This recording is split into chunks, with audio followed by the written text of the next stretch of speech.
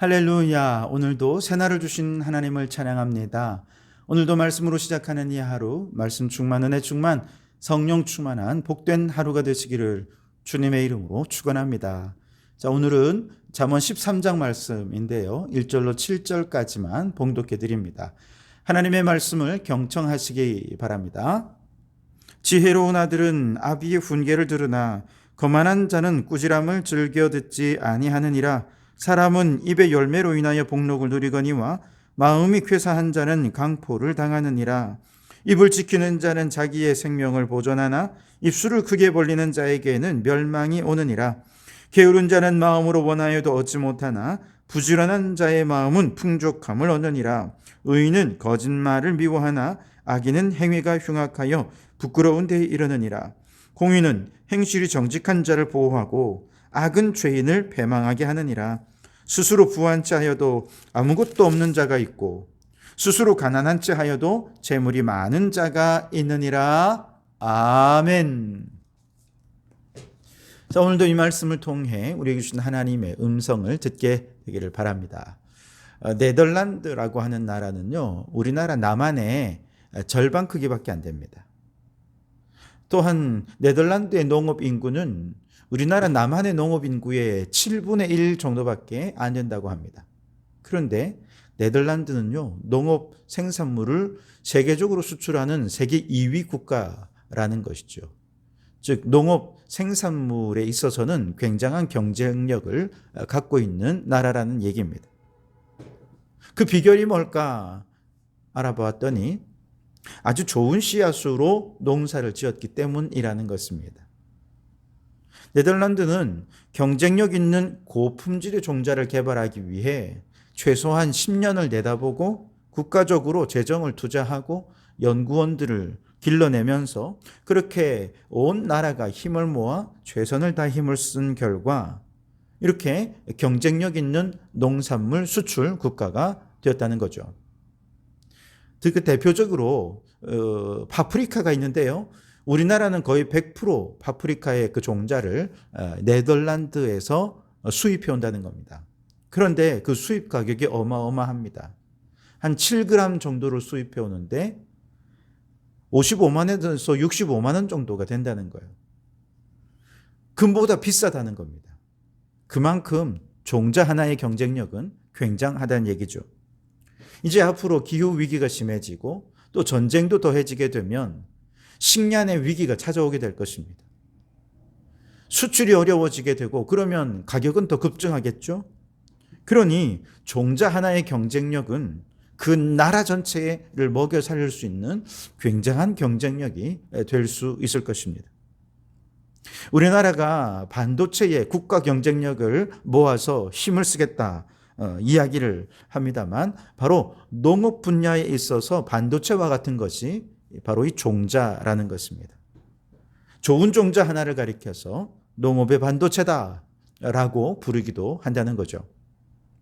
자, 이 말씀을 왜 드리냐 하면은 오늘 2절 말씀에 보면 사람은 입의 열매로 인하여 복록을 누리거니와 마음이 쾌사한 자는 강포를 당하느니라 그랬습니다.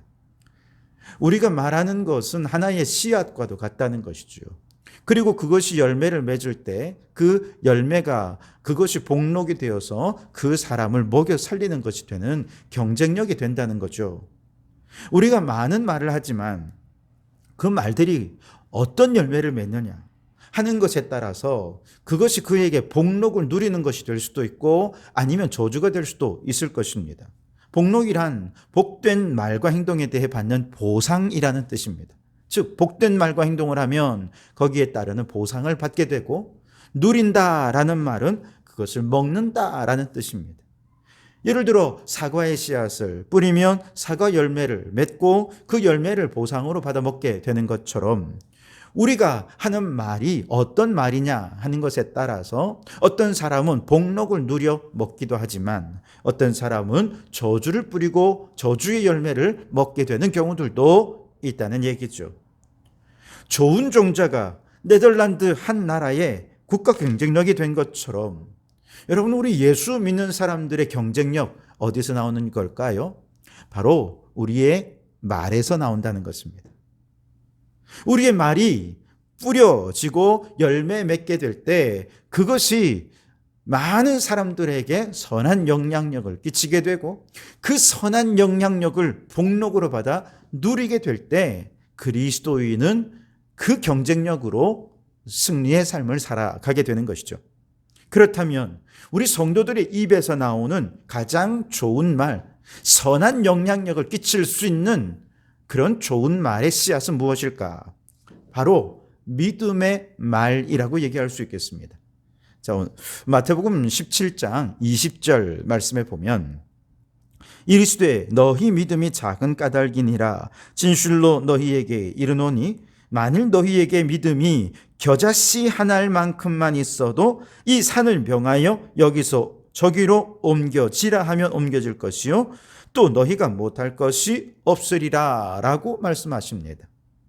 믿음 없는 말은 아무런 능력도 발휘할 수 없지만 믿음으로 행해진 말은 이 산을 명하여서 저리로 옮겨지라 하면 옮겨질 것이다. 상상할 수 없는 능력이 그 말에 나타난다는 것이죠. 믿음으로 겨자씨 한 알만큼 자그마한 믿음만 있다 해도 엄청난 능력을 발휘하는 것이 말의 능력이라는 것이죠. 예수님께서 왜 이 말씀을 하셨느냐 하면 귀신 들린 아들을 둔 아버지가 제자들을 찾아왔습니다. 그래서 귀신을 좀 쫓아달라, 아들을 좀 고쳐달라 요청을 했죠. 그러나 제자들은 귀신을 쫓아내지를 못합니다.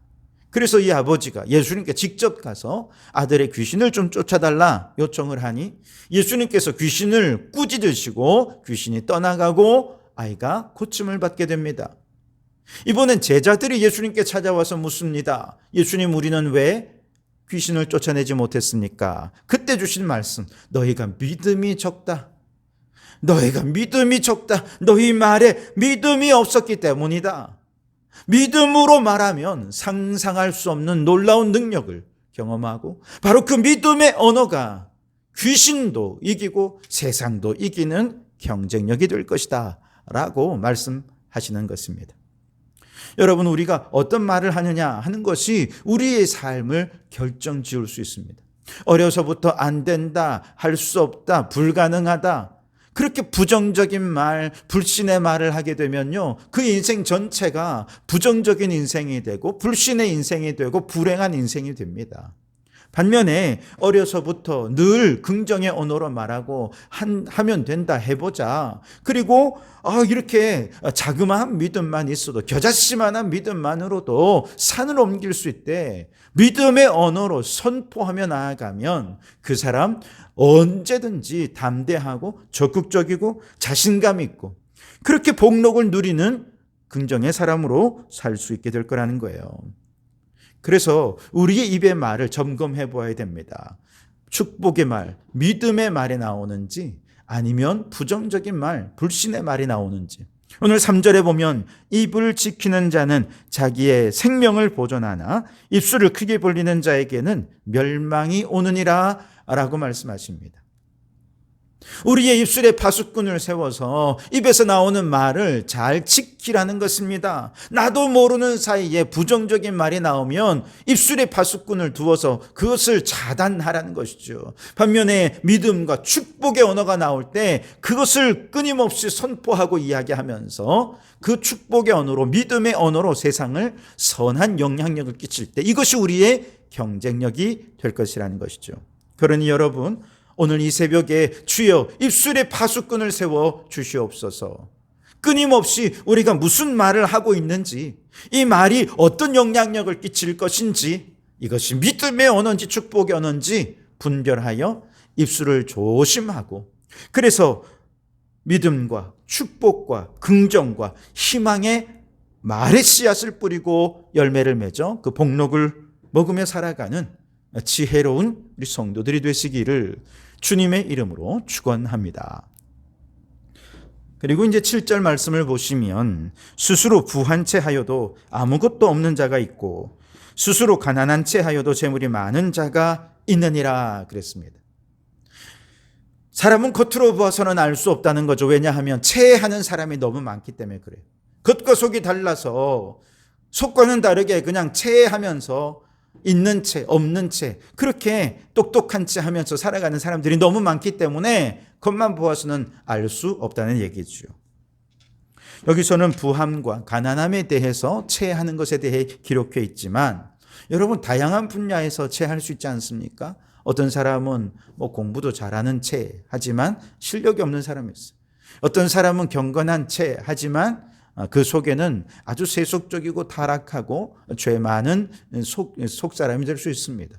그래서 겉으로보다 우리의 마음의 중심을 어떻게 다듬느냐 하는 것이 훨씬 더 중요하다는 얘기죠. 2차 대전 이후에 미국에서는 이제 전쟁 중에 화학 무기를 만들면서 화학 기술이 굉장히 발전하지 않았겠습니까? 그 기술을 가지고 화학 비료를 만들어서 아주 큰 돈을 버는 사람들이 있었습니다. 화학 비료는요, 농업 생산성을 향상시켜서 식량의 대량 생산 가능하게 했고, 그래서 인류 문명의 발전에 기여했다. 그래서 화학 비료를 개발한 사람들은 노벨상도 받았습니다. 그러나 공중에서 무작위로 살포된 화학 비료가 생명 다양성을 멸종시키고 생태계를 교란시킨다라고 하는 사실을 아는 사람은 그때만 해도 아무도 없었습니다. 그런데 그걸 밝혀낸 한 사람이 있었는데요. 그 사람은 노벨상 받은 사람이 아닙니다. 박사학위가 있는 것도 아니에요. 남성 우월주의에 가득했던 그 시대에 한 여성이 이걸 밝혀냈습니다. 바로 레이첼 카슨이라고 하는 사람입니다. 해양 학자였습니다. 그녀가 화학 비료의 문제점을 아주 방대한 자료와 또 사례들을 바탕으로 일반 대중들이 쉽게 이해할 수 있는 언어로 책을 써서 발표하자 대중들이 아주 큰 충격을 받게 되죠.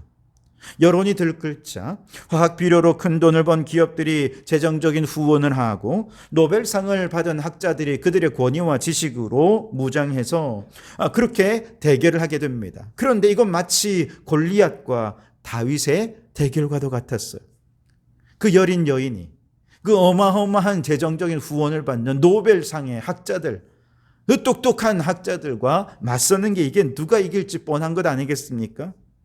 모든 사람들이 학위도 없고 그저 여자에 불과한 말을 불신했습니다. 무시했습니다. 조롱했습니다.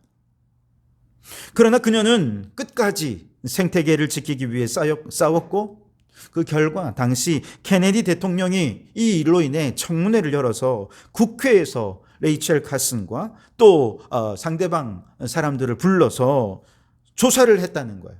청문회를 열었습니다. 그 결과 그녀의 말이 옳다는 것으로 판명해놨고 바로 이 사건을 계기로 미국에 처음으로 환경을 담당하는 환경국이라고 하는 부서가 생겼어요.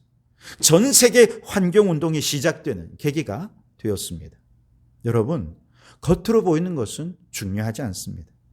우리는 얼마든지 체할 수 있습니다. 아는 체하고 부유한 체하고 실력 있는 체하고 교양 있는 체하고 믿음 좋은 체 할 수 있습니다. 그러나 우리 하나님은 중심을 보시는 분이십니다. 그러니 우리는 겉을 꾸미는 데 신경 쓰기보다 내면을 가꾸고 내면의 힘을 기르고 진정한 실력을 갖추기 위해 집중해야 할 것입니다. 학생들은 점수가 오르는 것보다 실력을 갖추기 위해 더 정진을 해야 되겠죠. 외모를 예쁘게 가꾸는 것보다 인격을 갖추기 위해 노력해야 됩니다. 예배를 잘 나오는 것 너무 중요하지만 예배 중에 살아계신 주님을 만나고 전심으로 예배하는 예배자가 되는 것, 이것이 더 중요한 것입니다. 그러니 여러분 이제 겉모습만 그럴듯한 체하는 신앙이 아니라 온전한 믿음으로 하나님을 섬기며 경건의 모양이 아니라 경건의 능력을 가진 사람으로 하나님과 사람에게 인정받는 우리 성도들이 되시기를 주님의 이름으로 축원합니다. 기도하겠습니다. 오 주님, 입술에 파수꾼을 세우고 모든 부정적이고 불신앙의 말은 입 밖에도 내지 않게 하시며 생각조차 하지 않게 하시고 이제 믿음의 말, 긍정의 말, 축복과 소망의 말로 그 입의 열매로 복록을 누리는 저희들이 되게 해 주시옵소서. 주님, 사람들에게 보이려고 겉모습만 꾸미며 체하지 않게 하시고 진정한 경건의 능력을 갖추고 실력도 갖추어서 하나님과 사람들에게 인정받는 성도들이 되게 해 주시옵소서. 예수님 이름으로 기도하옵나이다. 아멘.